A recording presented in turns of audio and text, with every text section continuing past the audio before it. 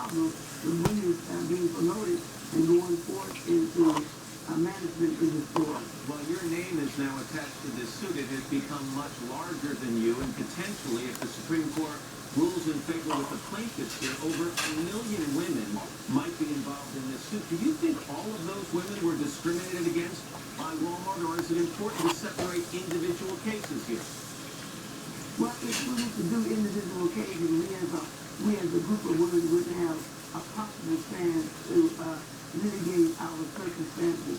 Economically, we don't have the resources individually to take on Walmart and go through all the legal ramifications that we would be facing. We've been out now almost 10 years.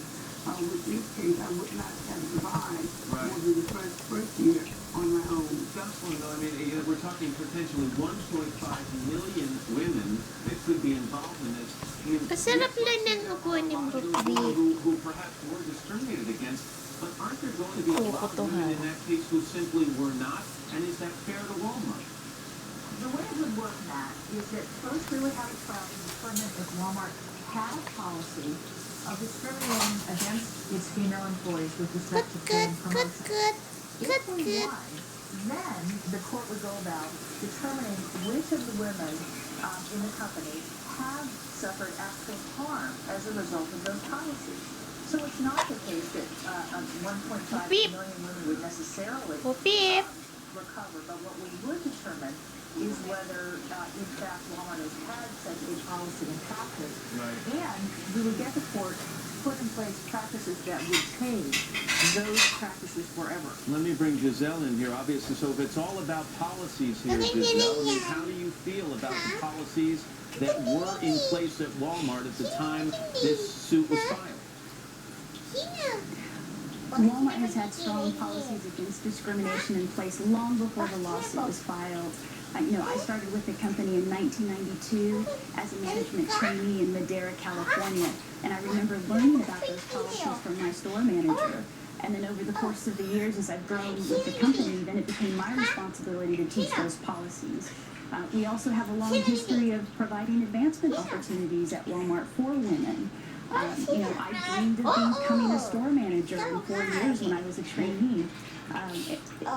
Let me ask you this, going back to the policies, did Walmart dramatically change its policies after this lawsuit was filed? The policies have been in place long before the lawsuit was filed. Like many other companies over the years, those policies have continued to change and have continued to become better and better. But did you change them in this case because there was a flaw in them and that perhaps led to this lawsuit? No, the policies have been in place for a long time. They're strong against discrimination, and the policies continue to evolve as our workforce evolves, as the workplace evolves as well. Betty, I think it might surprise some people to learn that you still work at Walmart. You're a greeter. Do you think, A, that the policies have changed towards women after this lawsuit was filed? And B, how has the company treated you, considering you are the lead plaintiff in this case that's now headed to the Supreme Court?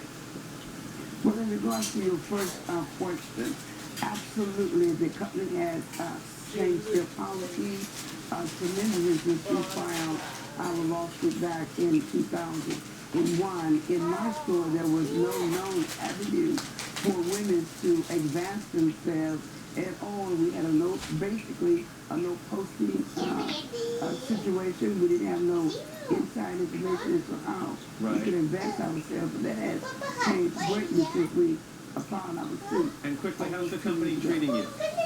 I'm being treated respectfully. I'm positive that because I have such media presence and I have such a great legal representation that on my own, I doubt that I will be treated as fairly as I have been.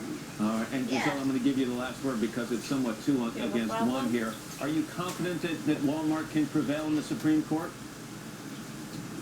We feel like we have strong arguments in this case, and we look forward to presenting them in front of the court.